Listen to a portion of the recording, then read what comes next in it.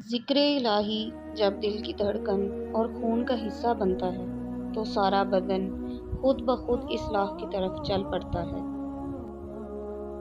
زخم کھا کر بھی مسکرانا اور ناخوش ہوتے ہوئے بھی خوش رہنا، دراصل یہی ہماری اصل طاقت ہوتی ہے۔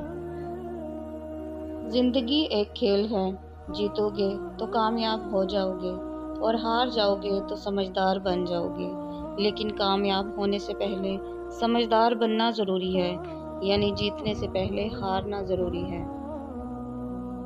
عام آدمی کو جب اللہ مل جائے تو پھر اس کی بات شروع ہوتی ہے، اور اگر خاص آدمی کو اللہ مل جائے تو اس کی کہانی ختم ہو جاتی ہے۔ اچھے انسانوں کے دل اللہ نے بڑے اچھے بنائے ہیں، شاید کسی خاص چیز سے وہ ٹوٹ تو جاتے ہیں مگر بے ایمان نہیں ہوتے اور نہ ہی بددیانتی کرتے ہیں۔ کسی کی پہچان علم سے نہیں ہوتی بلکہ ادب سے ہوتی ہے، کیونکہ علم تو ابلیس کے پاس بھی تھا لیکن وہ ادب سے محروم تھا۔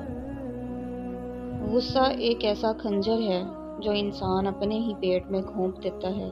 دوسروں کی خطاؤں پہ اپنے آپ کو سزا دینے کا نام غصہ ہے۔